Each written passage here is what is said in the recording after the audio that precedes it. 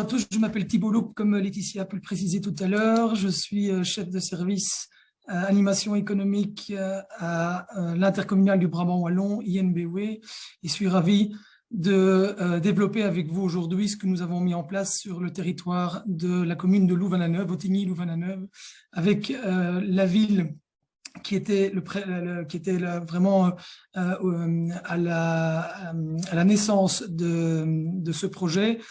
Le Science Park, le parc scientifique de Louvain-la-Neuve, donc qui dépend directement de l'université de Louvain, et l'entreprise, l'association d'entreprises locales Alliance Centre BW. Très brièvement, les missions d'une intercommunale, en tout cas de la nôtre, c'est le développement économique territorial et c'est le département dans lequel j'ai le plaisir de travailler. On s'occupe également de gestion de déchets, gestion des eaux et crématorium. Enfin bref, un tas de services que nous mettons en disposition des communes, des citoyens, des entreprises dans ces domaines d'activité. Très brièvement aussi, puisque la thématique aujourd'hui relevait de la biodiversité, avant de vous parler plus précisément du réseau Entreprises Nature Mise, je voulais simplement vous faire part des différentes actions que nous mettons déjà en place en faveur de la biodiversité. Je pense qu'il y a une grosse évolution depuis une dizaine d'années sur l'importance de la biodiversité, mais au cœur même des parcs d'activités. Je pense que trop longtemps, on a cru que la biodiversité était exclue ou pouvait être exclue de ces parcs. On comprend aujourd'hui tout l'intérêt de la biodiversité au cœur de nos parcs. D'un point de vue général, parce que la chute de la biodiversité est une préoccupation majeure et primordiale pour l'avenir de l'humanité, pour l'avenir de la planète en général. Je ne vais pas revenir là-dessus non plus. Et d'un point de vue beaucoup plus micro, par contre, parce que nous constatons un véritable effet positif sur l'ensemble des travailleurs qui se rendent dans ces parcs d'activité, de pouvoir bénéficier d'un environnement qui non seulement est agréable et propice à l'accueil d'une biodiversité, mais cette biodiversité qui a un impact positif sur le comportement et l'environnement de travail des personnes qui se rendent chaque jour dans nos parcs d'activité. Simplement, vous avez vu que INBW, depuis toujours, réalise dans les parcs d'activité des bassins d'orage paysagers où on voit une importante concentration de biodiversité. On travaille évidemment avec la création d'énormément de zones tampons et de zones d'isolement massif avec par la plantation d'arbustes et de forestiers, 35 000 plants uniquement à Tubize, donc c'est quand même relativement conséquent. On gère différentes parcelles en fauchage tardif ou en gestion différenciée, notamment avec toute une série d'initiatives dans les parcelles collectives, ce qu'on appelle les zones de copropriété au sein de nos parcs. Plus spécifiquement, et on est très fiers, 4 hectares de réserves naturelles au sein du parc de Nivelles-Nord. Donc ça, c'est pas rien. On a pu découvrir une espèce particulière d'orchidées, et donc il a été décidé de geler 4 hectares qui sont maintenant gérés et développé par le DNF et par le DEMNA et la commune par son PCDN.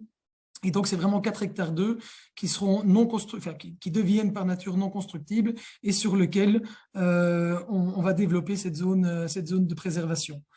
Que dire encore, si ce n'est que nous venons d'acquérir récemment à Mont-Saint-Guibert 84 hectares, qui était une ancienne sablière et qui est encore une sablière en partie en cours d'exploitation.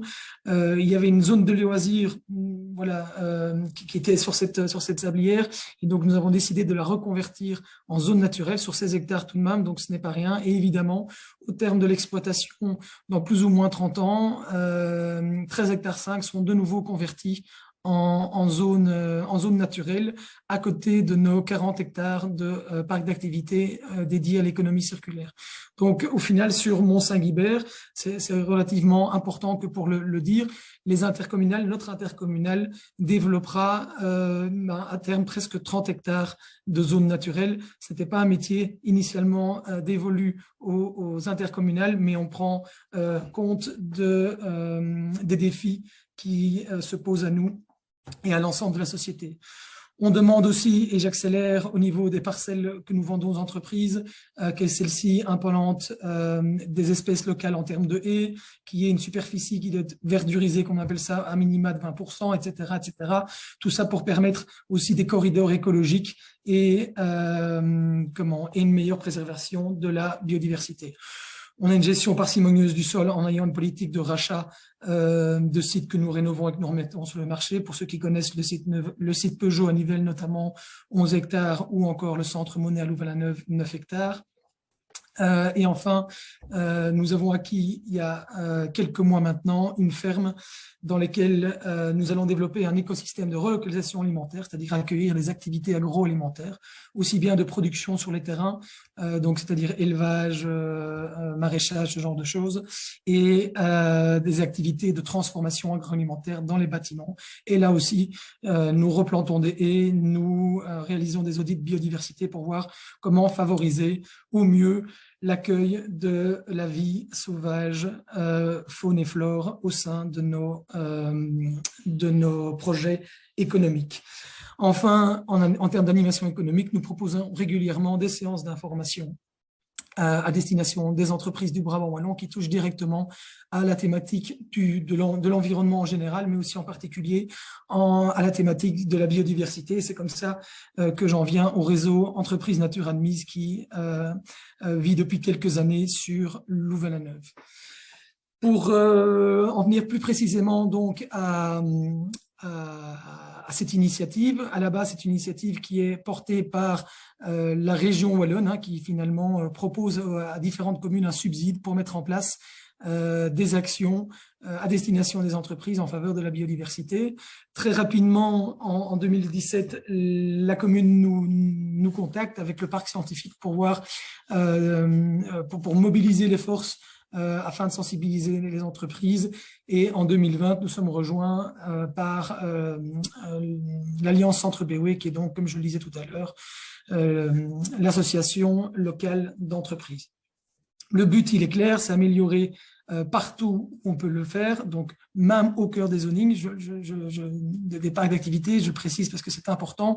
On a eu beaucoup de gens qui ne pensent pas en premier lieu au fait que les parcs d'activité peuvent être des zones de biodiversité, et pourtant je vous assure qu'il y a de très très belles surprises en termes d'éléments de biodiversité, et que surtout parfois avec peu d'investissements humains ou techniques, on arrive déjà à des résultats tout à fait surprenants. Et donc, le but, c'était vraiment de sensibiliser les entreprises à cette possibilité et effectivement à les aider à passer le pas en leur proposant d'améliorer le potentiel d'accueil de façon très concrète.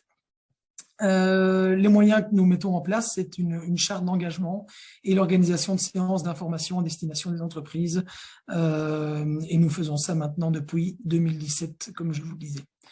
La charte, c'est important, elle ne contraint pas les entreprises, c'est un engagement volontaire. On ne va pas vérifier sur place, mais il y a tout de même, je vais dire, un devoir moral, puisque on ne contraint personne à la signature, de respecter les éléments qui sont repris dans cette charte, qui sont principalement, parce qu'on a voulu que ce soit relativement simple pour englober et sensibiliser un plus grand nombre d'entreprises, qui sont la gestion des abords de l'entreprise, en adoptant une ou plusieurs de ces mesures, et l'enseignement nous montre que les gens adoptent plus qu'une seule mesure. On est souvent à 4 mesures minimum. Donc, il y a l'adoption de la gestion différenciée, le maintien ou le développement d'éléments naturels, la lutte contre les espèces exotiques envahissantes ou non, les installations de nichoirs à oiseaux ou insectes, Et enfin, de manière relativement importante, je le précise tout de même, le fait de supprimer l'usage de pesticides ou autres produits et aider à privilégier plutôt les traitements plus respectueux, notamment de nos nappes phréatiques, mais aussi de tout un ensemble de choses qui constituent le vivant. Et deuxième point, en collaboration avec le PCDM de la commune, créer des plans d'aménagement en faveur de la nature pour les abords des entreprises.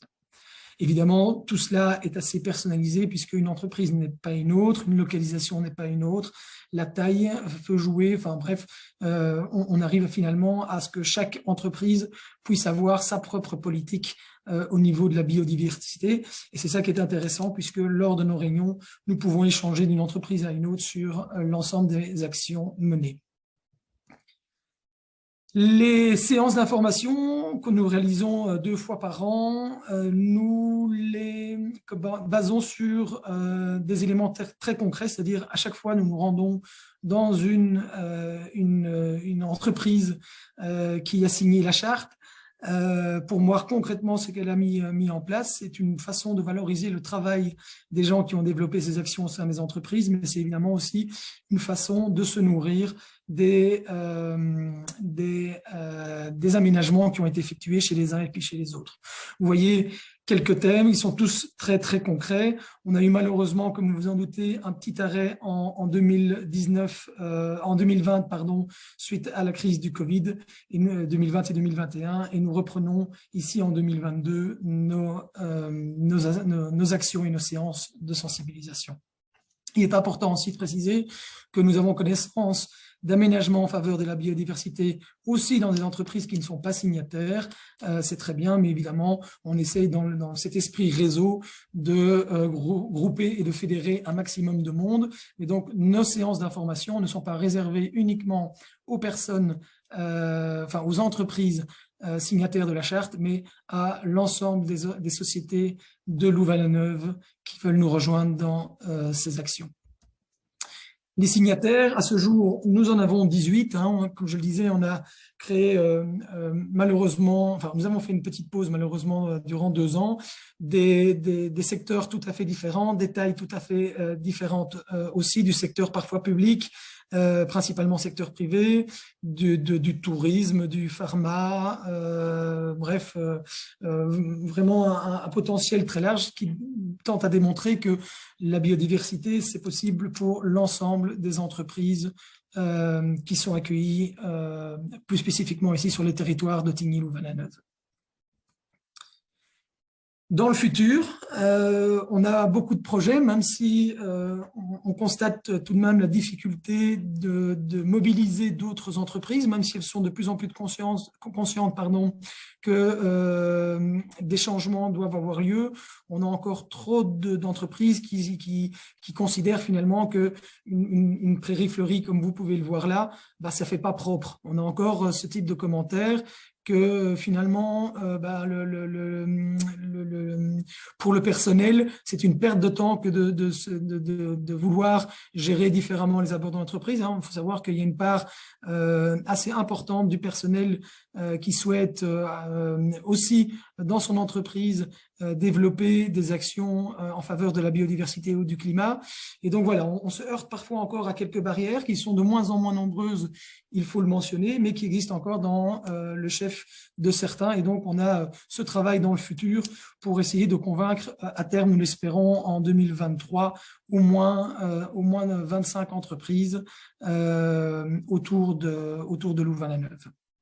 Nous réfléchissons aussi, étant donné la difficulté que nous avons eue à nous réunir en 2020 et 2021, en la création de petites capsules vidéo qui dureraient 1 à 2 minutes maximum pour inciter et donner finalement des tips, des conseils aux entreprises qui voudraient réfléchir leurs actions en faveur de la biodiversité et pourquoi pas ces capsules vidéo les diffuser à un beaucoup plus large public que les entreprises de Louvain-la-Neuve, mais à toutes les entreprises du Brabant wallon ou même de Wallonie qui voudraient nous rejoindre dans cette démarche et évidemment permettre à toutes les entreprises qui ne peuvent pas nous rejoindre lors de nos séances de sensibilisation et d'information, d'avoir quand même des petites choses, des petits conseils sur des petites choses qui peuvent faire beaucoup pour la biodiversité.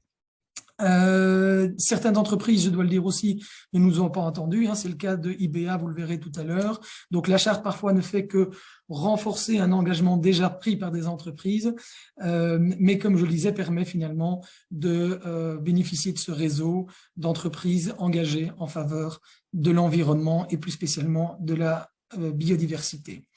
Donc, je vous invite, puisque vous allez recevoir l'ensemble des présentations, à cliquer sur le site qui est référencé ici en bas de mes coordonnées, qui vous détaillera en résumé ce que je viens de vous expliquer. Je suis moi-même à votre disposition. N'hésitez jamais, si vous êtes du Brabant wallon ou d'ailleurs, nous avons le temps, sur des thématiques aussi cruciales que celle-là, de vous répondre avec grand plaisir. Et je vous remercie pour votre attention. Donc, Thomas Canon de IBA, je suis en charge de la politique de développement durable de IBA. Ici à Louvain-la-Neuve, IBA, c'est une entreprise industrielle avec plus ou moins 4 hectares d'implantation sur le site Einstein à Louvain-la-Neuve, 20 000 mètres carrés de bureaux et d'entrepôts et de zones de manufacturing, 800 personnes. C'est aussi, depuis l'année passée, ce qu'on appelle une Benefit Corporation. On a été certifié B Corp. Ce qui signifie en fait que sur nos différentes parties prenantes, les patients, les clients, les actionnaires, mais aussi la planète, la société et les employés, on essaye, en tant qu'entreprise, de créer de la valeur durable et partagée. Ça, c'est vraiment au cœur de notre mission. Et en particulier, bien, la biodiversité, ça touche bien évidemment la planète, ça touche l'environnement, en fait. Bien sûr, ça touche les employés car ça les motive beaucoup et ils s'impliquent beaucoup là-dedans. Et ça touche la société. Oui. Je permets de te couper parce qu'on t'entend, mais c'est pas hyper audible. Je ne sais pas si tu peux mettre un casque ou si tu te rapproches un petit peu de ton micro. Ça va être difficile de mettre un casque, mais je vais me rapprocher et parler un peu plus fort. Oui, voilà. Super, merci. On va essayer comme ça? Voilà, parfait, merci. Donc oui, l'environnement, bien sûr, c'est la biodiversité. Les employés, parce que ça les motive énormément d'agir là-dessus, et on est tous en tant qu'humains concernés. Et la société, une partie prenante importante de IBA, au travers des différents partenariats qu'on fait, et on va en parler dans la présentation ici. Et en l'occurrence, justement, les partenariats, la transition toute faite avec le sujet précédent. Donc, plusieurs partenariats sont en place chez nous. Entreprise Nature Admise, Thibaut en a parlé, on a signé la charte en 2018. On considère que c'est un bon moyen de se connecter à la communauté qui nous entoure. Depuis cette année-ci, on veut s'inscrire dans le réseau entreprise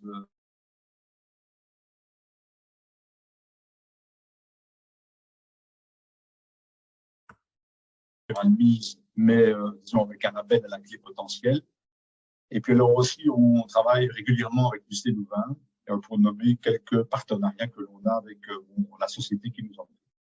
Et puis alors, il y a une série d'actions internes que je vais partager au niveau des infrastructures, donc des bâtiments, des jardins qui entourent nos installations, les actions internes menées par des employés volontaires chez nous, et bien entendu, tout ça ne se fait pas sans le concours des jardiniers, qui sont des contracteurs très importants dans la réalisation de nos plans. Et alors, il y a aussi des actions externes, dont je vais toucher un mot, comme Soil Capital, qui est un partenaire avec lequel on travaille, qui a un impact aussi sur la biodiversité, bien que ce ne soit pas du tout sur notre territoire. Donc, on essaie d'agir à la fois sur notre territoire et en dehors. Laetitia, on m'entend toujours? Oui, ça va. Donc, oui, on est signataire depuis 2018 de la charte réseau nature admise de Ottignies. Effectivement, il y a 5 mesures non contraignantes et je pense qu'on les suit toutes les 5, mais à différents niveaux, et on veut accroître notre implication dans ces différents niveaux. Donc, n'y a pas un niveau qu'on évite, mais il y a certaines mesures où on pense qu'on pourrait être beaucoup plus, disons, proactif. Et à ce sujet-là, on a décidé cette année-ci de créer un partenariat avec Natagora, qui propose aussi ses services pour conseiller le développement de la biodiversité sur les entreprises, aider à créer un plan de gestion, donc conseiller avec les connaissances qu'ils ont et qui leur sont propres, suivre l'implémentation et derrière ça, potentiellement labelliser l'entreprise. Et donc, on espère être labellisé comme faisant partie du réseau Nature Entreprise d'ici 2023, qui serait une chouette reconnaissance de la manière dont on applique tous ces principes de développement de la biodiversité sur l'entreprise. Pourquoi on a été chercher Natagora? Mais justement, comme Thibault l'a précisé, c'est pour aller plus loin que signer la charte entreprise nature admise et essayer vraiment d'aller chercher au maximum le potentiel de développement des jardins qu'on a autour de nos bâtiments. Hein. Pour 4 hectares de terrain, on a peut-être 1 hectare disponible de zones qu'on peut exploiter qui ne sont pas du tout suffisamment exploitées pour l'instant. Alors, concrètement, ça veut dire quoi? Par exemple, avec l'UC Louvain, on a, de manière volontaire, on a contacté l'UC Louvain pour discuter de tout ça, et nous proposer un mémorand qui travaille chez nous depuis 1 an maintenant à faire des inventaires de la nature. Donc, un des éléments importants quand vous voulez développer la biodiversité sur votre territoire, mais c'est quoi la biodiversité naturelle du terrain? Et donc, il est important de faire un inventaire, c'est-à-dire de manière très simple, laisser pousser naturellement pendant des mois certaines zones diverses autour du terrain, bien choisies, et observer ce qui se passe au niveau de la faune et la flore. Donc ça, c'est en cours chez nous. Et ça permet de dire, voilà, le genre de faune et de flore qui se plaît à l'état naturel sur votre terrain et qui sera plus facile de développer que d'autres.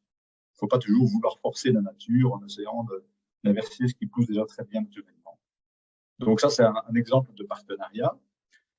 Et puis alors, on a travaillé dès le départ avec Matriciel, notamment, ici à Louvain-la-Neuve, qui est aussi une boîte de conseil en création en fait, de jardin, mais avec une réflexion de biodiversité derrière.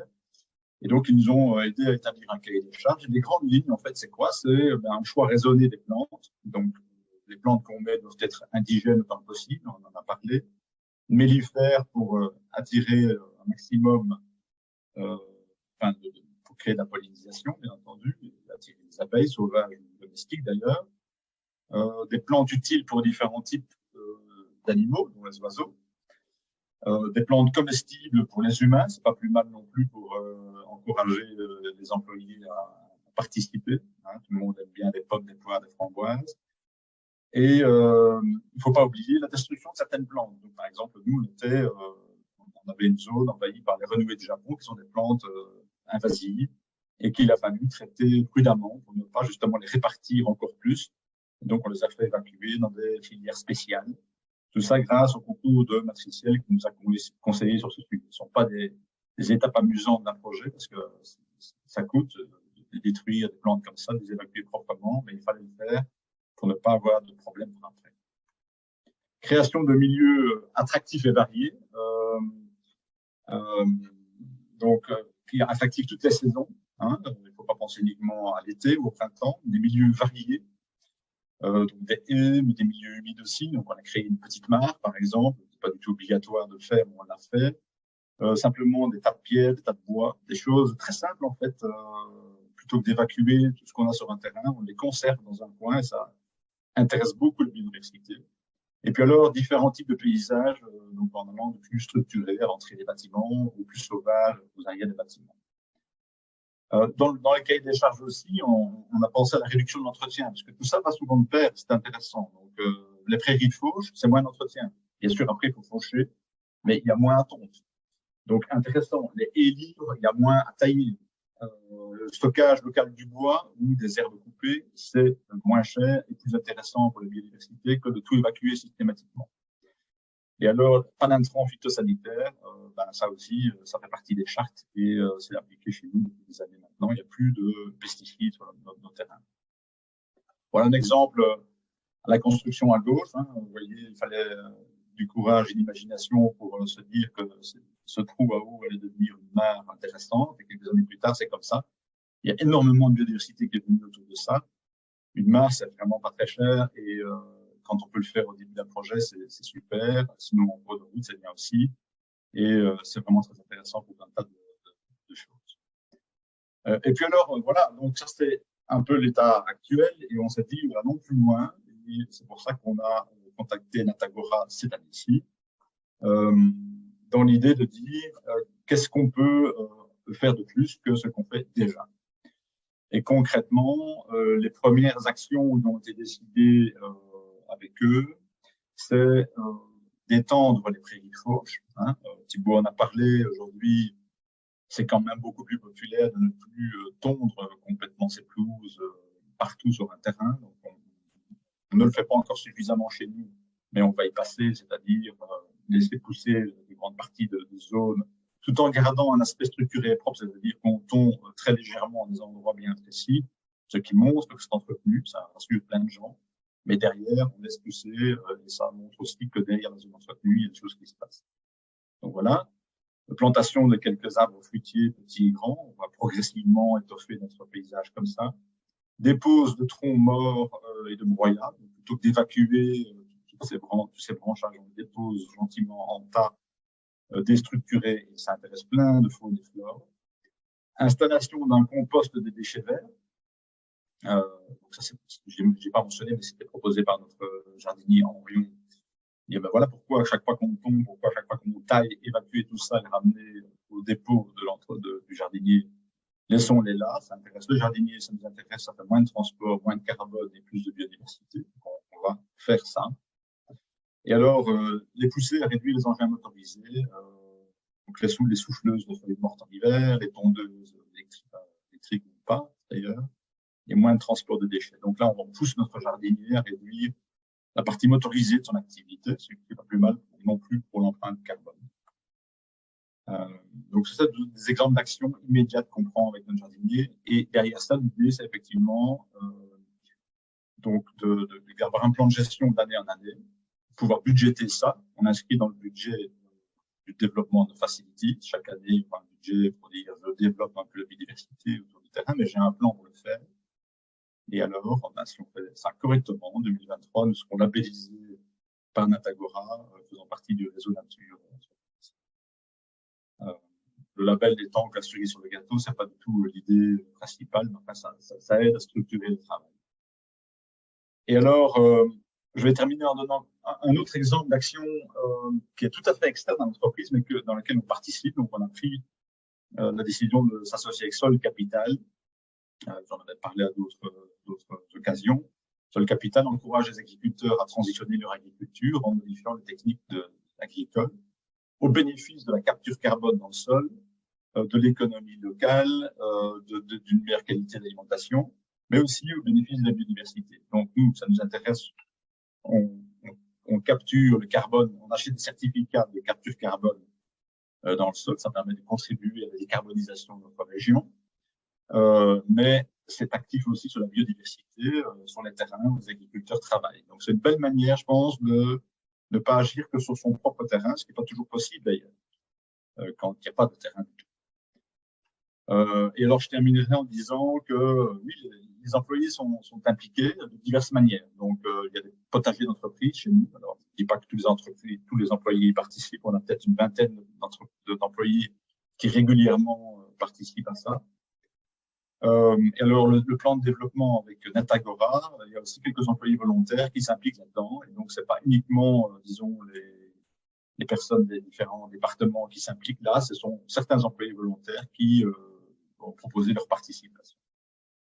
Et puis, un autre exemple, Plaine Tour Business Tree, organisé par la CBOE chaque année, est une manière aussi de participer à l'extérieur de votre entreprise, finalement, et via la participation des employés à des choses en faveur de la biodiversité. Donc, voilà quelques exemples que je voulais donner chez IBA. Voilà, Voilà, je suis Laurence Wagnufel du département développement territorial du BEP. Alors, un de nos métiers au sein de mon département est le développement des parcs d'activités économiques. Est-ce que je sais diffuser? Voilà, oui. Donc, le BEP Expansion économique, en fait, il dispose de 35 parcs d'activités économiques, dont 3 sont thématisés. Et ça correspond en fait à 1540 hectares nets qui hébergent plus de 1000 entreprises et plus de 16 600 travailleurs. Donc, dans le cadre d'un de nos métiers, qui est le développement de parcs d'activités économiques, on a souhaité bien faire les choses et avoir une garantie de nos parcs par une certification, la certification ISO 14001. Et cette certification s'opère à plusieurs stades de phase du développement de parcs, que ce soit au niveau de la conception, que ce soit au niveau de la mise en œuvre, au niveau des travaux, ou que ce soit aussi après dans la phase de la gestion. Parallèlement, quand le SPW a prôné le réseau Wallonie Nature en 2015, le BEP a souhaité adhérer à cette démarche et a signé conjointement avec le SPW une charte qui visait l'amélioration du cadre de vie et de la biodiversité. Bien qu'au niveau du réseau Wallonie Nature, il s'est quelque peu estompé au sein du SPW, nous, on a souhaité poursuivre nos engagements au sein du BEP. Et les engagements étaient d'une part de concevoir et d'aménager les nouveaux parcs d'activités économiques en faveur de la biodiversité, de participer à la diffusion des bonnes pratiques en matière de développement de la biodiversité, et puis gérer aussi les parties du parc d'activités économiques qui restaient propriété BEP et pouvoir les gérer, les aménager en faveur de la biodiversité. Et donc, par rapport à ces espaces verts que nous avons au sein du parc, on a vraiment voulu mettre en place une stratégie d'aménagement et de gestion qui est poussée par en fait plusieurs enjeux. L'enjeu tout d'abord écologique, donc on le sait, hein, pouvoir améliorer la biodiversité, la gestion de l'eau, ça a que des bienfaits. On suit aussi l'enjeu économique de mieux gérer, mieux pouvoir entretenir les différentes zones. L'enjeu paysager est aussi important. En intégrant davantage le parc d'activités économiques, on renforce l'image du parc, on lui donne une meilleure image au sein de la population. Et puis, il s'opère aussi qu'au niveau de l'enjeu social, c'est important d'aménager mieux les parcs d'activités économiques pour renforcer le cadre de vie tant des visiteurs que des riverains, mais aussi des travailleurs. Aujourd'hui, je vais vous présenter quelques actions qui ont été menées par le BEP dans le cadre de l'amélioration de la biodiversité au sein des parcs, que ce soit des projets d'amélioration sur d'anciens parcs ou de la conception de nouveaux parcs, ou bien aussi la prise en compte du potentiel écologique lors de reconversion d'un site qui s'est vu destiné à l'activité économique. Et je terminerai par quelques projets spécifiques. Donc, le parc de Neuville-les-Bois, sur la commune de Fernelmont, est en fait un parc qui date des années 90 et dans le cadre de la mise en place du réseau Wallonie Nature et de la charte que nous avions signée, nous avons choisi ce parc-là déjà parce que la commune était très motivée pour adhérer également au projet. On a choisi ce parc-là pour établir un plan d'aménagement en faveur de la nature. Et on a déterminé un diagnostic du potentiel écologique sur base d'inventaire. Après ça, il y a eu plusieurs fiches actions qui ont été proposées et qui ont été mis en place soit par le BEP, soit par le SPW, soit par la commune, soit par également les entreprises elles-mêmes. Il faut savoir que la démarche a été aussi prise en considération par le club des entreprises. Et une des actions qui a été proposée était la mise en place d'un aménagement autour du Talweg. Donc, c'est un fossé, un ruisseau qui traverse vraiment l'entièreté du parc. Et ce fossé central a été aménagé pour pouvoir servir à plusieurs fonctions. La première fonction est la fonction hydraulique, où on recollecte en fait toutes les eaux et les eaux pluviales des entreprises. Et la triste actualité de l'année passée nous a orienté à mieux gérer justement les eaux pluviales au sein des parcs d'activité économique et partout ailleurs. Et donc, on a dès lors reprofilé les berges de ce ruisseau. Un bassin d'infiltration a été mis en place et des murets de rétention des eaux ont été ponctuellement disposés le long de ce ruisseau pour pouvoir retenir plus en amont les eaux et pouvoir protéger justement le village en contrebas du parc d'activité économique. En faisant ces différentes zones de rétention des eaux, on a en fait recréé des milieux variés dans cette zone humide pour finalement accueillir une faune et une flore qui pouvaient être diversifiées également. On a recréé des méandres. À certains endroits, il y a eu des placements d'enrochement et à certains endroits, les berges ont été élargies pour avoir des eaux plus stagnantes. Évidemment, cet aménagement s'est couplé avec également un engouement social et en fait, on a recréé tout un cheminement au bord de ce ruisseau qui en fait est devenu un espace d'agrément où on a disposé également des aires de détente avec des bancs, des aires de pique-nique pour que les riverains, les travailleurs puissent profiter également de cet espace au sein du parc d'activité économique. Voici le plan de l'avant-projet. Et voici des photos de la réalisation. Alors, comme vous pourrez le constater sur ce slide et sur les slides suivants, j'ai également mis des liens Internet qui référencent un site YouTube qui vous permet de télécharger des vidéos de présentation de chaque projet.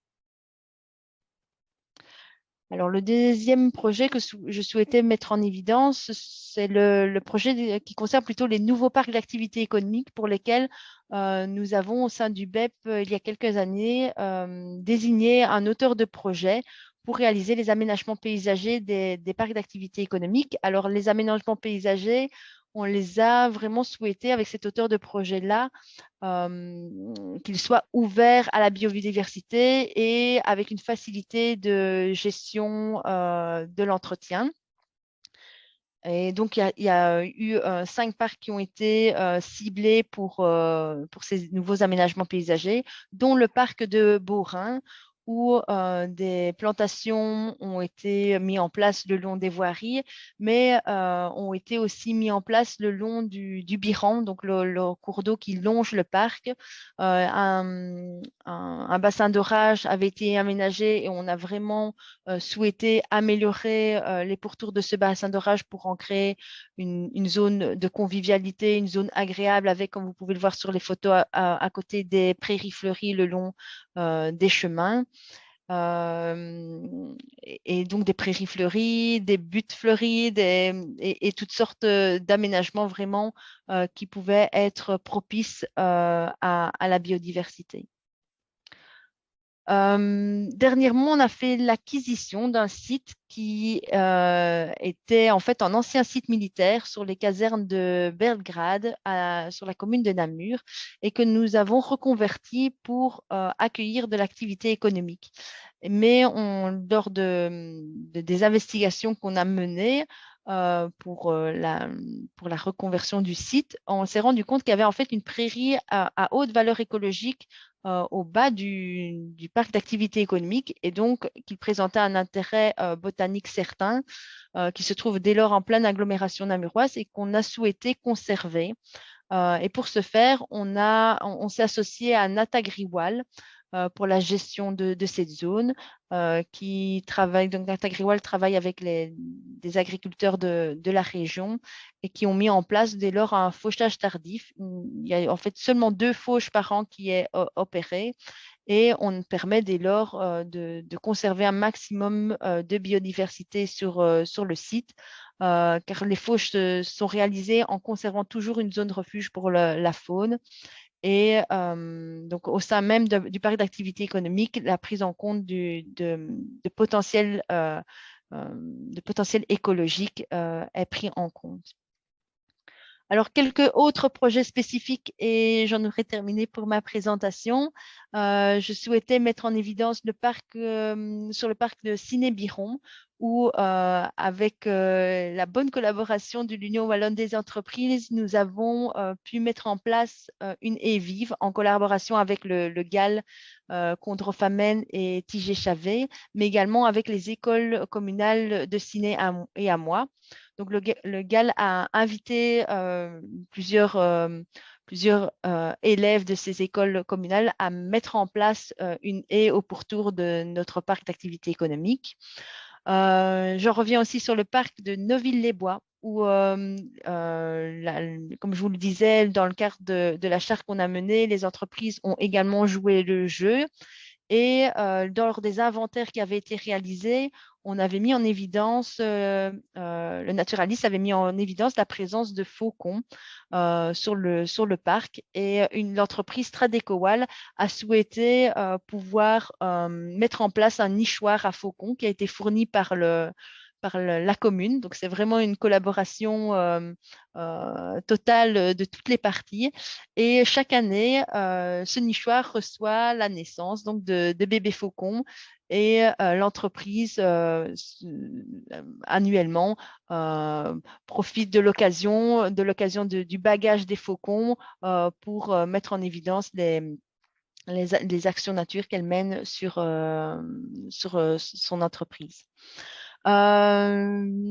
Sur le parc Écolis, je voulais aussi vous mettre en évidence la prise en compte de l'aménagement d'un verger, en fait, qui est géré actuellement par paysans artisans.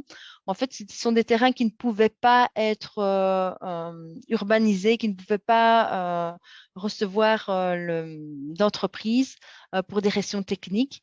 Et donc, on a souhaité mettre en place un verger bordé d'une part de prairies fleuries, mais également de haies vives et mellifères. Et donc, ce verger est entretenu donc par des entreprises, l'entreprise paysan artisan. Et c'est aussi une bonne collaboration qui a été mise en place. D'une part, on valorise l'activité économique, mais on valorise aussi de la biodiversité. Et autour du bassin d'orage, à proximité de ce verger, on a des prairies fleuries qui ont été mis en place, comme vous pouvez voir sur la deuxième photographie. Et pour terminer, je tenais à vous montrer le bassin d'orage qui a été mis en place au parc Créalis entre deux entreprises qui constituent vraiment un intérêt pour les amphibiens avec la mise en place d'une végétation herbacée aquatique. On a mis en place des pierriers et des bûches qui est propice à l'accueil au refuge des batraciens. Et voilà, ce sont des actions qui sont menées ponctuellement en fonction des projets et du potentiel écologique qu'il y a sur place. Mais je pense qu'il est intéressant de valoriser donc, ces projets spécifiques parc par parc. Voilà, j'en ai terminé pour ma présentation. Je vous remercie.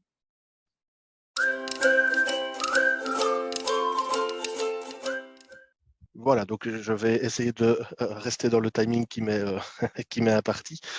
Et donc je vais juste reprendre quelques termes pour expliquer qui est Technobel, qui nous sommes et ce que nous faisons. Et puis j'expliquerai dans quelle démarche en fait on a entamé une procédure de labellisation Réseau Nature avec Natagora. Ce qu'on a fait concrètement et quels sont les résultats en tout cas que l'on en tire à la fois pour notre activité professionnelle et aussi pour l'activité de toute l'équipe. Alors, il y a une super vidéo qui a été faite par l'UE. Donc, c'est l'occasion en fait de résumer en une minute qui est Technobel et je propose en fait de la diffuser et de pouvoir après, en fait, vous verrez dans la présentation, je viendrai renforcer les termes de mon collègue qui a présenté en fait ceci il y a peu.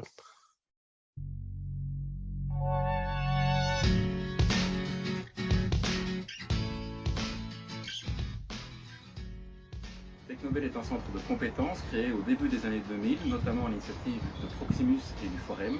On accompagne chaque jour les demandeurs d'emploi, les travailleurs, les élèves et leurs enseignants dans le développement de leurs compétences numériques.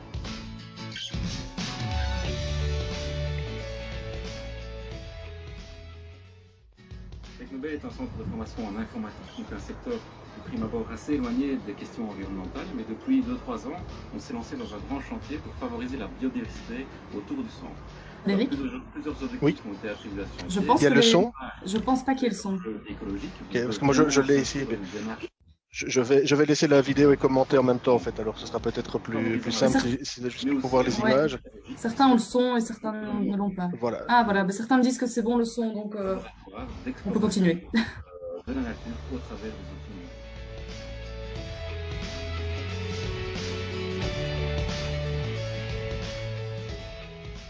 Alors, on a transformé vraiment tout l'environnement de Technobel en un cadre vraiment qui favorise la biodiversité, comme je l'ai déjà dit. On a profité des espaces verts pour planter, semer des prés fleuris. On a aussi également planté plusieurs centaines de mètres carrés pour aussi accueillir de nombreuses espèces indigènes. Et enfin, on a aussi créé une serre. Et là, l'aspect pédagogique intervient puisqu'on a connecté cette serre pour l'automatiser et optimiser l'utilisation des ressources en eau, par exemple, lors de l'arrosage des plantes.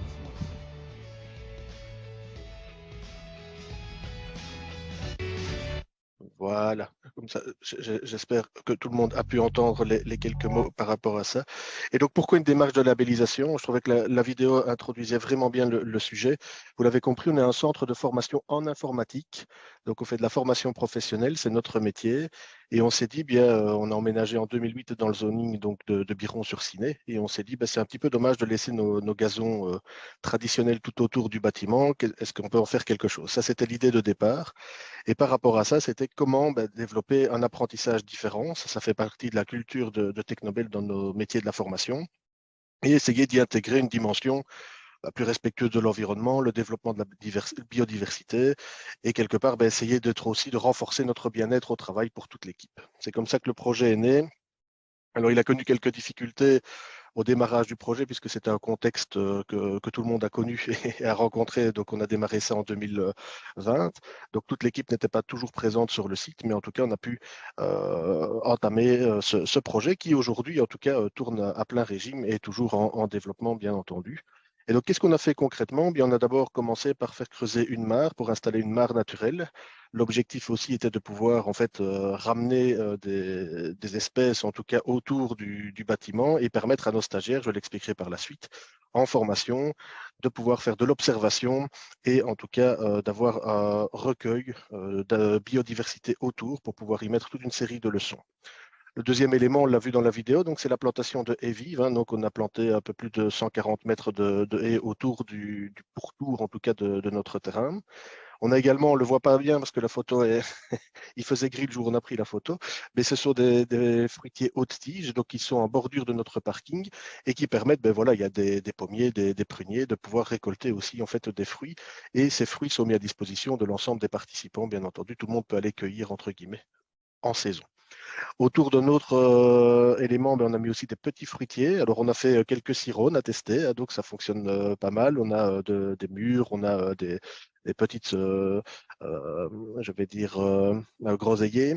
Et alors, on a aussi dans le cadre du label Natagora, donc il faut savoir que c'est une labellisation, donc il y a tout un cahier des charges.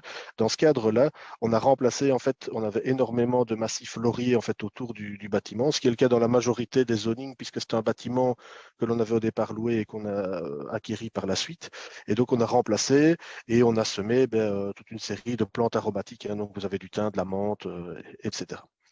Le gros chantier, c'est aussi en fait 32 arts de prés fleuris. Donc, on a remplacé le gazon par un pré fleuri qui a été semé par les équipes avec qui on a travaillé sur le projet. Et alors, voilà ce que ça a donné comme résultat. Donc, la première année, on a eu un champ pré-fleuri très rouge, donc avec des coquelicots. Et cette année, il était plutôt blanc avec les marguerites. On les voit sur les photos en bas à gauche. Et donc, vous avez la photo du milieu, en fait, où on voit une vue aérienne. Ben, c'est le bâtiment de Technobel dans le cadre du projet lorsqu'on a commencé l'aménagement. Et juste en dessous, ben, vous avez en fait ces photos de pré-fleuris. Ça amène quoi? Ben, ça amène toute une série de biodiversité qui s'est installée. Donc, on a plein de petits animaux, de petits insectes, etc. Et il faut savoir que dans le cadre du label, donc, on a une visite une fois par an d'une personne de chez Natagora qui vient recenser et inventorier en fait l'ensemble de la faune et de la flore qui est présent sur le territoire. Ça nous permet aussi, nous, en tout cas, en tant qu'organisation, d'avoir un retour sur ce que l'on a mis en place et quels sont réellement les effets de manière réelle et pragmatique. Et est-ce qu'il y a un impact? La réponse est oui. Alors, on voit les espèces et ça nous permet d'avoir une ligne du temps. Et ce point-là, en fait, je vais le détailler ici. C'est surtout pour ça que nous, on a rentré dans ce projet. C'est qu'on s'est dit non seulement on le fait pour l'équipe, c'est super sympa d'avoir un cadre de vie et un cadre de travail agréable avec le pré-fleuri, avec toute la petite mare. On a des petites grenouilles qui sont installées, on a les libellules qui sont là. Mais au-delà de ça, on y a mis la discipline, en fait, et la dimension liée à notre activité du centre dans les formations. Donc, on n'a pas détaillé tous nos publics, mais il faut savoir qu'on forme en fait donc des demandeurs d'emploi, des entreprises, mais aussi en fait des élèves et des enseignants. Et dans le cadre de la mission de l'enseignement, par exemple, eh bien, ça nous permet d'avoir un vrai laboratoire d'observation avec les étudiants. Plutôt que de leur donner une leçon d'informatique en tant que telle, on met le numérique au service de la collectivité et on se sert en fait de notre labellisation et surtout de nos aménagements extérieurs pour pouvoir faire, par exemple, dans la serre connectée, on va y mettre une caméra, on va surveiller l'évolution d'une plante et on peut mettre ces ressources à disposition des enseignants pour avoir un fil de vie sur comment on est une plante, comment elle grandit et puis comment elle périt par la suite, en fait. Donc, on a aussi des nichoirs connectés, donc on a mis ça en place et ça permet en fait d'observer la nidification sans être intrusif, évidemment, pour les oiseaux. Il faut savoir aussi que derrière, ce sont des choses qui existent, donc on n'invente pas de nouvelles choses, mais on se sert de cela pour pouvoir permettre aux étudiants et aux participants de construire le nichoir, d'y mettre la connectivité, mais surtout de travailler dans un environnement, un cadre assez agréable pour pouvoir. Alors, qu'est-ce qu'on a comme autre retour? Ben, vous avez en fait ici, donc lors de la mare, il y a toute une série d'observations sur quelles sont les plantes qui y sont associées, quel est l'environnement au niveau flore, quel est l'environnement au niveau faune. Tiens, où sont les grenouilles? Ben, là, on va pouvoir les observer avec des petites caméras également, sans être intrusif. Ça, c'était une volonté de la part du centre, c'est de ne pas recasser ce qui a été construit au fur et à mesure. Et ça nous sert aussi dans le cadre de prototypage. Vous le voyez sur la photo tout en bas à gauche. On a recréé une mini-serre avec des participants en formation. Et cette mini-serre, elle permet quoi? Ben, elle permet en fait d'avoir été le prototype de la grande serre qui est aujourd'hui en fait dans notre parc et qui permet aux étudiants de développer des solutions informatiques, de s'essayer plutôt que de le faire sur un exercice virtuel. Ben, ils ont une réalité de terrain. C'est surtout ça qui est important aussi pour eux, puisqu'ils savent qu'ils prototypent la petite serre. Donc, on va y mettre un capteur d'humidité, par exemple. On va y mettre des lampes en fait spécifiques pour pouvoir avoir l'éclairage adéquat. Et ceci est représenté donc dans la miniature, dans le prototype. Et une fois que le prototype a été validé, ben, on va le faire en plus grand. C'est ce qui se font en fait dans la serre. Et le résultat, ben, ils vont pouvoir aussi cultiver, surveiller. Vous avez en haut à gauche, c'était des potirons de mémoire. Ben, cette culture qui est remise à disposition des participants. Donc, vous voyez, on a vraiment un cycle en fait qui s'est installé. C'est une démarche évidemment qui est en continu. Donc, elle n'est pas terminée. Quels sont les éléments? Donc, chaque année, on a un cahier des charges sur lequel on souhaite optimiser des éléments. Et cette année, ben, les travaux vont se faire d'ici une semaine à 2 semaines. C'est toujours en fin de saison. Et on a comme objectif de replanter un grand mur de lierre pour pouvoir à nouveau, entre le parking et notre bâtiment, ben, optimiser, renforcer la biodiversité. Alors, ce n'est pas nous qui définissons exactement tout ce qu'on veut faire. On se fait accompagner par les équipes de Natagora, puisque nous sommes des informaticiens, on n'est pas spécialistes en fait de tous ces éléments que je viens d'énoncer, mais c'est justement en fait la richesse de partager les savoirs des uns et des autres qui permet de renforcer nos activités. Donc, on se fait accompagner au quotidien dans cette démarche. Et c'est une démarche, comme je l'ai dit, qui est continue et en constante évolution. Voilà, les équipes sont vraiment, au départ, on était 1 ou 2 à gérer le projet. Et ici, c'est un projet d'équipe. Donc, on est 18 et il y a 18 participants. Donc, très clairement, la semaine passée, mes collègues, ils ont attrapé des palettes. Ils ont remis un hôtel à insectes. Voilà, c'est du fait maison. C'est ce qu'on essaye aussi. On voudrait bien avoir plusieurs initiatives comme cela et récolter, en tout cas, pour nos participants, les fruits des cultures, hein. Donc ça, c'est l'étape supplémentaire en 2023.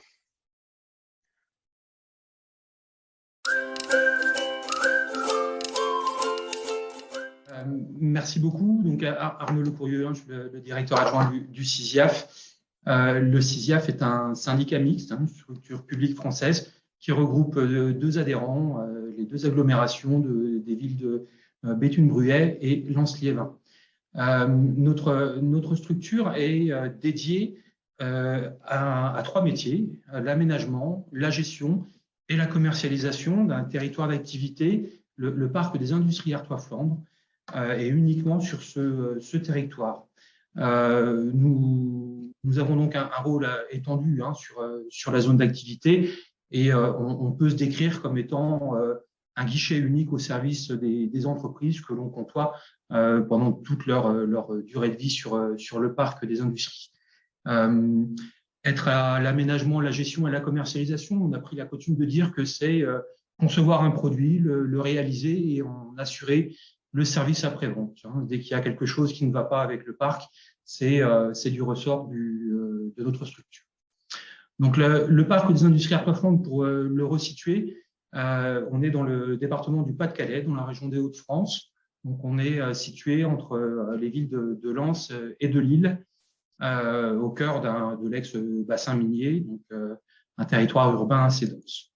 Le parc des industries, c'est une ZAC, donc une zone d'aménagement concerté de 460 hectares. Donc, vous avez ici une vue aérienne qui est implantée donc, sur les communes de Douvrin et de Billy-Berclos. Cette ZAC a été créée à la fin des années 60, donc c'est une zone d'activité qui est déjà assez âgée, qui est pourtant toujours en cours d'aménagement, mais puisqu'elle a près de 50 ans déjà, elle est aussi en cours de requalification.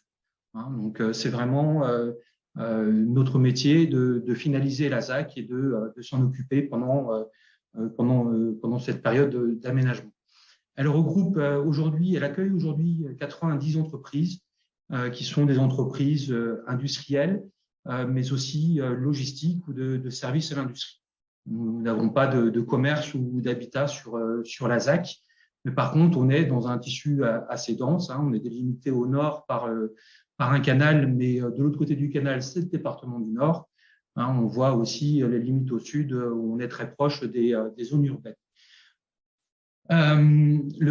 L'aménagement se poursuit. Il nous reste encore quelques dizaines d'hectares à commercialiser, en incluant notamment un grand espace à requalifier. J'y reviendrai par la suite. Une des spécificités du parc des industries Artois-Flandre, c'est d'avoir très tôt fait le choix de mettre en œuvre une stratégie environnementale pour son développement. Nos élus sont partis d'un principe au début des années 2000 qui était que l'accueil d'entreprises industrielles, qui est notre vocation, n'est pas incompatible avec la protection de l'environnement. On a même fait plutôt le pari de dire que c'est en protégeant l'environnement et en le valorisant on arrivera à développer l'industrie et l'activité sur cette zone d'activité. Nous avons donc fait le choix de mettre en œuvre un système de management environnemental qui est certifié ISO 14001 depuis 2004. Donc, ça fait près de 20 ans de management environnemental qui porte le fruit sur nos trois métiers d'aménageur, gestionnaire et développeur. Et c'est dans le cadre de ce management environnemental que nos élus ont décidé en 2015 de mettre en œuvre une véritable stratégie biodiversité que je vais vous expliquer. Mais cette stratégie nous a permis depuis d'obtenir une reconnaissance qui est celle de la reconnaissance de notre engagement en faveur de la nature. Donc, on est territoire engagé pour la nature depuis 2020. Et donc, pourquoi une stratégie biodiversité sur un territoire industriel? La certification ISO 14001 nous amène à analyser objectivement nos impacts sur l'environnement. Et on peut aisément dire qu'aménager une zone industrielle a, dans l'absolu, un impact négatif sur la biodiversité. Nous contribuons à étendre les surfaces imperméabilisées, à fragmenter les milieux naturels, avec des voies de communication, des axes ferroviaires, etc. Mais on s'est rendu compte au gré de nos modifications d'action que cet impact négatif pouvait devenir un impact bénéfique. Ça s'est vu dans les inventaires que nous avons pu réaliser. Aujourd'hui, au vu des choix qui ont été faits, le parc qui s'aménage de plus en plus accueille de plus en plus de biodiversité. Donc on regardera comment par la suite. Mais au-delà de cette analyse de l'impact, c'est aussi une notion de réglementaire, en tout cas d'anticipation des éventuelles contraintes réglementaires. Nombreuses des activités que nous accueillons sur le parc des industries ont besoin d'une autorisation environnementale pour exploiter. C'est la réglementation ICPE. En termes d'aménagement, nous devons aussi répondre aux enjeux des documents de planification. C'était le cas au moment de la décision de cette politique biodiversité avec le schéma régional de cohérence écologique. C'était un engagement politique aussi de montrer qu'on pouvait mettre en œuvre une trame verte et bleue sur ce territoire qui était en lien avec les documents de planification. Et enfin, puisque c'est quand même l'objet même de notre fonction, on se rend compte aussi que développer, maîtriser, comprendre en tout cas les enjeux de biodiversité sur le territoire d'activité nous permet aussi de faciliter les implantations industrielles. Ça nous permet de gagner du temps et surtout de bien anticiper les enjeux et donc de les intégrer très tôt dans les échanges. Donc, cette acquisition des connaissances, c'était vraiment un préalable à la mise en œuvre de cette stratégie biodiversité. Nous avons donc conclu un partenariat avec le Centre permanent d'initiative à l'environnement, la chaîne des terris, en 2015. Et ce partenariat visait notamment à la réalisation d'un inventaire faune-flore habitat complet sur l'ensemble du parc, donc sur les espaces publics aménagés comme restant aménagés, mais aussi sur les espaces privés, donc les sites d'entreprise qui ont bien voulu ouvrir leurs portes pour que l'inventaire puisse se réaliser. Cet inventaire nous a vraiment identifié l'ensemble des enjeux de notre territoire. On verra par la suite des cartographies d'habitat, des zones d'implantation des espèces protégées ou des espèces patrimoniales, voire les espèces exotiques envahissantes. Et pour qu'il reste tout à fait pertinent au fur et à mesure du temps et pour garder cette connaissance, nous l'avons poursuivi par un inventaire perpétuel donc qui s'étale sur une durée de 5 ans et qui se renouvelle en fonction des enjeux écologiques identifiés. Cet inventaire, nous le partageons avec les services de l'État pour que ça soit toujours quelque chose d'utile à l'implantation d'entreprises et ça nous permet, nous, de bien accompagner les entreprises en cours d'implantation et d'adapter nos pratiques d'aménagement et de gestion du parc d'activité. Vous avez ici une cartographie des habitats, donc c'est la cartographie initiale de 2015. C'était vraiment ce qui nous a permis de bien comprendre les enjeux en termes d'aménagement de la zone d'activité, de voir l'impact l'impact de nos choix sur les inventaires et sur la cartographie des milieux. Nous avons également bien entendu d'autres cartes. Ici, c'est un extrait du système d'information géographique où on recensait l'intégralité des pieds d'Ophrys apifera, donc l'orchidée abeille qui est très présente sur le parc, qui est une espèce protégée. Voilà, nous en sommes aujourd'hui à plus de 5500 pieds cartographiés, inventoriés sur l'ensemble des espaces du parc. Donc, cette connaissance fine nous permet de démontrer aussi que l'ensemble des actions qui ont été menées depuis la mise en place du management environnemental ont un impact sur la richesse écologique du territoire. Nous avons, par exemple, plus de 20% de la flore régionale qui est présente sur notre territoire de 460 hectares, avec de nombreuses espèces d'intérêt patrimonial, voire espèces protégées. Et donc, ça montre bien l'intérêt des espaces qui sont mis en œuvre sur le parc. On voit aussi, et c'est une menace pour la biodiversité, mais qu'on cartographie plusieurs espèces exotiques envahissantes qu'il convient de gérer, voire d'éradiquer quand cela est possible. Au niveau de la faune, les résultats sont aussi particulièrement intéressants, puisque nous avons des dizaines d'espèces d'oiseaux nicheurs sur le parc, Nous avons notamment la plus grande colonie nicheuse de goélands cendrés de France qui est présente sur la zone d'activité. Et on recense aussi de nombreuses espèces d'intérêt patrimonial dans les surfaces du parc des industries. Donc, comment on s'y prend? La suite du PowerPoint est calée sur nos 3 métiers. Donc, on va commencer par l'aménagement. Et donc, l'aménagement de la zone d'activité, hein, ça revient à créer des voiries, viabiliser des terrains, voire construire des bâtiments. Et la stratégie qu'on a mise en place permet d'intégrer pleinement la biodiversité dans la conception de chaque aménagement, qu'il soit en neuf, en extension, hein, ou en requalification. On parlera des deux types d'aménagement par la suite. Donc, intégrer les enjeux de biodiversité, ça veut dire quoi? Par exemple, dans un aménagement qui a pour vocation de desservir des parcelles, hein, commercialisables pour accueillir des entreprises, et de réfléchir à la nature de l'aménagement qu'on va réaliser et d'avoir en tête la cartographie des habitats et les besoins en termes d'habitat par rapport aux enjeux qui ont été identifiés par l'inventaire. C'est d'intégrer la notion des continuités écologiques entre ces valeurs, entre ces terrains avec une valeur écologique pour que les espèces puissent se déplacer et que les aménagements aient un côté fonctionnel d'un point de vue écologique. Intégrer les enjeux de biodiversité dans l'aménagement, c'est aussi, on l'a déjà entendu plusieurs fois, mais utiliser des espèces locales. C'est des espèces qui déjà seront plus habituées aux conditions locales, mais aussi elles embarquent leur cortège d'espèces, que ce soit des oiseaux, des insectes. Et donc, on a utilisé au départ des listes de végétaux régionales. On a ensuite affiné par la suite et même conçu une liste d'espèces d'arbres et d'arbustes dédiées à l'aménagement du parc des industries. Donc, on reste toujours dans ces végétaux.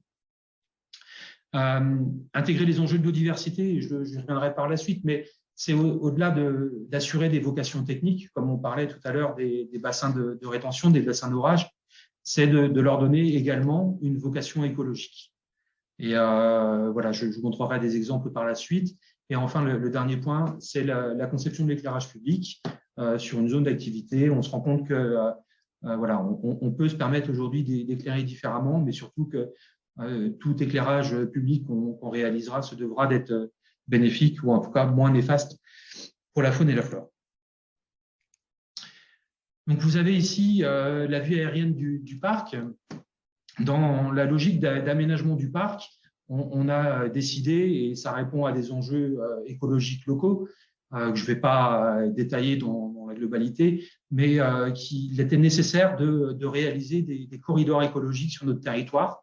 Nous avons identifié 2 corridors principaux, un qui est sur un axe est-ouest et un autre qui est sur un axe nord-sud. L'axe est-ouest s'appuie sur déjà une continuité existante qui est géographique, qui est la continuité du canal.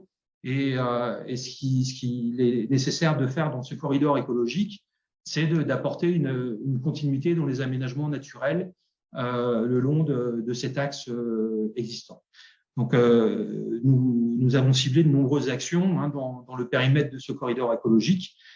Tout n'est pas aujourd'hui encore aménagé, mais on y va progressivement et je vais détailler certaines d'entre elles. Je reviendrai également par la suite sur le corridor écologique nord-sud. Donc, on voit ici, vous avez un plan du schéma d'aménagement. C'est sur la partie est du parc. Vous avez pour un secteur de 25 hectares environ, nous avions un besoin de réaliser un ouvrage de gestion des eaux pluviales. Et cet ouvrage, on l'a conçu de manière particulière. C'est cette grande bande qui fait plusieurs centaines de mètres de long. Et l'objectif de cet ouvrage, c'est d'apporter de l'épaisseur à la frange naturelle qui accompagnait le canal, et tout en réalisant un objectif technique de gestion des eaux pluviales. Donc, on voit ici ce bassin qui est réalisé depuis 2019. Il a été végétalisé, mais très peu. Et aujourd'hui, ce qu'on constate davantage, c'est une végétalisation spontanée qui se développe, qui accueille de nombreuses espèces. On retrouve de nombreuses espèces différentes de libellules. Nous trouvons ici dans ce bassin une plante tout à fait particulière, hein, une utriculaire, qui est une plante aquatique carnivore. Mais on va retrouver aussi de nombreux oiseaux, comme un martin-pêcheur, des hérons. Voilà, c'est tout un cortège d'espèces qui se retrouvent du coup présents sur cette partie du parc. Le deuxième corridor, qui est le corridor nord-sud, c'est un corridor sur un espace en cours de requalification. C'était une parcelle privée qu'on a rachetée et qui allait devenir une friche industrielle. Cet aménagement fait 24 hectares et donc nous sommes en plein travaux actuellement pour requalifier cet espace industriel, cette friche, pardon, et avec un objectif d'en faire une vitrine un peu de l'industrie du futur sur le parc, mais aussi du savoir-faire environnemental du CISIAF. Cet espace a été conçu donc comme un corridor écologique où la notion de continuité est particulièrement importante. On va avoir des plantations de haies qui vont accompagner ces linéaires nord-sud, des réalisations de noues qui accompagnent la voirie sur l'ensemble du linéaire et des perméabilités dans les clôtures pour que les espèces puissent se déplacer le mieux possible. On voit ici que cet espace qui a été fortement minéralisé sera de nouveau renaturé, avec de nombreuses plantations qui seront réalisées, et on viendra y aménager des espaces à valeur ajoutée pour la biodiversité, comme ici la photo du dessus, un hibernaculum qui permet d'accueillir les crapauds, et comme on le voit en dessous, ces continuités écologiques à travers les clôtures. En termes d'aménagement, on peut regarder aussi la construction de bâtiments. Nous avons ici 2 bâtiments qui sont existants sur le parc. C'est des images d'illustration en effet, mais voilà, les principes ont bien été respectés. Ces 2 bâtiments sur lesquels on a traité les parcelles du mieux possible pour qu'elles soient favorables à la biodiversité. Le premier bâtiment, sur une parcelle de 5000 m², nous avons simplement 0 m² de gazon. Tout a été planté en arbres et arbustes. Et on a aussi réalisé une toiture végétalisée sur une bonne partie du bâtiment. Le bâtiment qui est en dessous est beaucoup plus petit, mais vous avez le principe sur le côté. Quand on a réalisé ce bâtiment, on a souhaité rendre encore plus d'espace à la nature qu'on en avait pris pour construire le bâtiment, puisqu'il est végétalisé en dessous des pilotis, mais il est végétalisé également sur toute sa toiture. Donc des différentes façons, même dans la construction de bâtiments, d'intégrer ces notions de biodiversité. J'accélère un petit peu, mais en termes de gestion du parc, nous avons adopté une gestion différenciée des espaces verts depuis 2006 avec l'abandon de tous les intrants phytosanitaires et la mise en œuvre de pratiques de gestion qui sont respectueuses de l'environnement. Cet entretien différencié, d'année en année, on essaye d'améliorer sa performance écologique. Et nous sommes aujourd'hui arrivés à la mise en place d'éco-pâturages pour maintenir les prairies qui sont encore très présentes sur le parc, mais également pour gérer les espèces exotiques envahissantes. C'est ce qu'on voit ici sur la photo de droite. Je pense qu'on connaît tous la renouée du Japon. On a essayé énormément de techniques différentes pour maîtriser cette renouée. Et on a débuté un essai l'année dernière avec la mise en place d'un éco-pâturage par des chèvres des fossés qui sont particulièrement friands de la renouée du Japon. Donc, c'est clair qu'elles vont vraiment les dévorer. Maintenant, nous allons voir si nous arrivons vraiment à contraindre le développement du patch par cette méthode d'entretien et si éventuellement on arrive à les éradiquer. Sur cette même slide, un autre sujet totalement différent des espaces verts, mais sur l'éclairage public, j'en parlais tout à l'heure.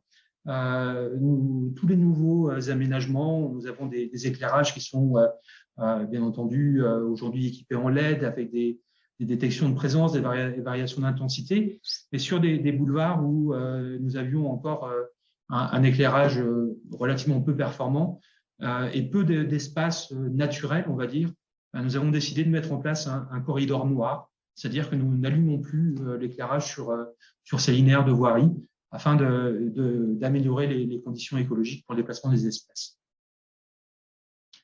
Enfin, le dernier métier, c'est le métier de développeur économique, et c'est la raison d'être du syndicat.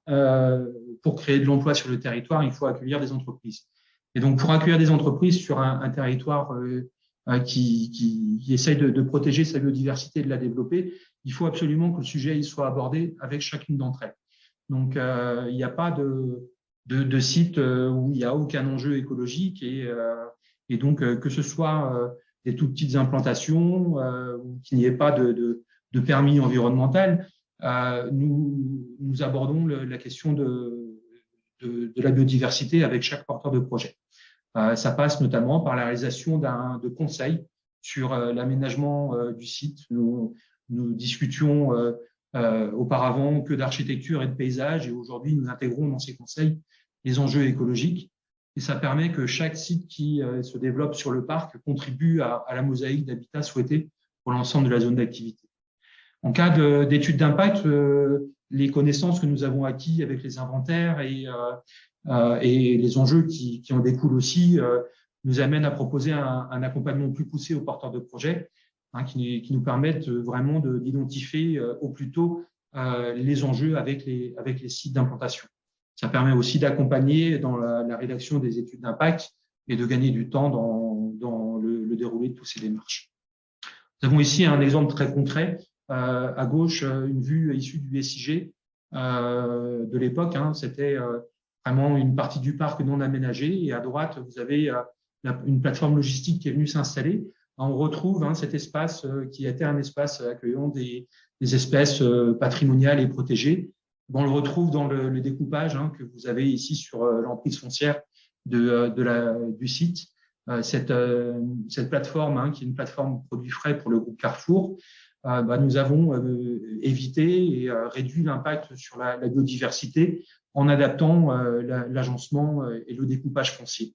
Nous avons obtenu du porteur de projet qui réalise aussi ses bassins de rétention sur la partie supérieure, pour que ces bassins de rétention privés renforcent encore une fois l'intérêt écologique du corridor. Et quand on a des sujets de compensation, ce qui est important aussi, c'est de pouvoir les anticiper, et nous essayons à chaque fois, pour les sites où nous devons réaliser de la compensation, que cette compensation elle soit réalisée localement sur le parc d'activité, et encore plus précisément dans les emprises des corridors écologiques. Comme ça permet de renaturer ou d'apporter une valeur ajoutée à des sites existants, tout en réalisant les obligations de compensation pour les industriels. Nous avons ici un exemple tout à fait récent, puisque les travaux ont été réalisés en courant 2022, où on a compensé une atteinte à des orchidées sur la prairie centrale. Ça, c'est porté par un industriel. Et à la destruction de zones boisées, c'est porté par le CISIAF. Et donc, les mesures compensatoires de l'un viennent se compléter avec les mesures compensatoires de l'autre, et on essaye d'avoir du coup une bonification des mesures compensatoires de chacun. Voilà, j'ai essayé de respecter le timing aussi. Je pense être passé rapidement sur pas mal de points, mais n'hésitez pas si vous avez des questions.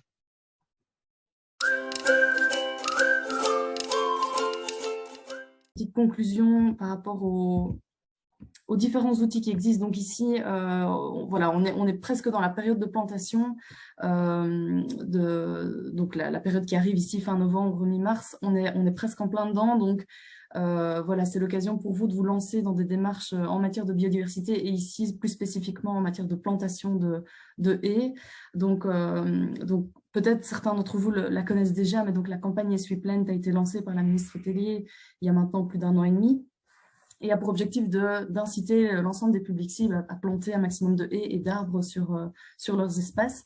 Et donc, sachez que dans ce cadre-là, dans le cadre aussi de la semaine de l'arbre qui a lieu bientôt, il y a donc le le cabinet de la ministre et donc l'administration permet d'avoir des plans gratuits de haies pour des projets de plantation de grande envergure. Donc ici, on est entre 500 et 8000 plans par commande. Je pense qu'on peut aussi réaliser des commandes groupées. C'est un petit peu à voir en fonction de votre projet. Mais donc, sachez que ça existe. Vous pouvez faire appel à cette initiative de Yes We Plan pour justement vous fournir en plan. Et que prochainement, dans le cadre de cette campagne également, 5 personnes qu'on appelle des conseils haies seront engagées pour justement vous aider à mener vos projets en matière de plantation à l'échelle de votre entreprise ou des espaces publics également. Donc, ce sont des personnes qui seront vraiment là pour vous aider concrètement à répondre à vos questions, à mettre en œuvre les projets sur le terrain. Ils auront également un guichet électronique, donc vous pourrez les appeler pour poser toutes vos questions en matière de plantation. Et ils pousseront également à ce qu'il y ait des chantiers participatifs qui s'organisent sur l'ensemble du territoire. Donc voilà, prochainement, sachez que ces personnes seront disponibles pour vous aider dans tout ce qui est lié à la plantation. N'hésitez pas non plus à faire appel aux subsides à la plantation. Également, sur le site Yes We Plan, vous pouvez retrouver toutes les informations liées à la plantation d'arbres et de haies dans vos espaces. Et alors aussi prochainement, une plateforme Coplanton qui va être mise en ligne et qui aura pour objectif de mettre en contact vraiment, c'est une sorte allez, comment on appelle, c'est une plateforme d'échange entre les personnes qui souhaitent planter, les personnes qui ont de la main-d'œuvre pour le faire, de mettre ces personnes en relation et de vous permettre de réaliser vos chantiers de plantation. Donc, cette plateforme sera bientôt en ligne également, donc n'hésitez pas à vous tenir au courant sur le site de Yes We Plant. Et alors, également, pour tous vos autres projets biodiversité, et ça, je pense que c'est un petit résumé de tous les intervenants, toutes les interventions que nous venons d'entendre. Je pense que c'est intéressant de s'entourer d'experts parce que c'est une thématique qui n'est pas facile et qui n'est pas abordable à tout le monde. Donc, c'est important de vous faire entourer de personnes qui ont l'expertise également, de faire appel à des étudiants également, des mémorants qui peuvent, notamment comme IBA, voilà, faire un inventaire de tout ce qu'il y a en matière de biodiversité dans votre entreprise. Ça peut être voilà, pertinent. Ils ont un regard extérieur également qui peut être utile et puis ça les aide finalement. C'est un peu du win-win. Donc, n'hésitez pas à faire appel à eux.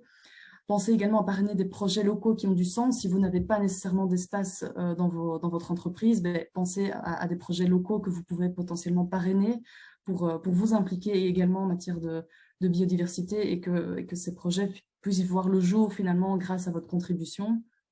Et évidemment, mener des actions qui sont adaptées à votre entreprise. Ici, je pense qu'on a vu beaucoup d'exemples d'actions qui ne sont pas nécessairement applicables partout. Mais donc, je pense que vous devez vraiment faire que vous ayez une réflexion à l'échelle de votre entreprise pour que vous meniez des actions qui aient vraiment du sens et qui soient vues sur un long terme et que ça porte ses fruits sur le long terme également. Et alors, pour terminer, je vous invite également à vous inspirer encore davantage en parcourant la brochure que la cellule environnement, l'Union wallonne des entreprises, a rédigée. Donc, c'est une brochure qui reprend encore toute une série d'autres témoignages d'entreprises qui ont réalisé des actions très concrètes sur le terrain en matière de biodiversité. Et donc, cette brochure est disponible en ligne ou en version papier si vous le souhaitez. Et donc, n'hésitez pas à aller feuilleter dans cette brochure qui est également source d'inspiration et qui pourra vous aider également dans toutes vos démarches.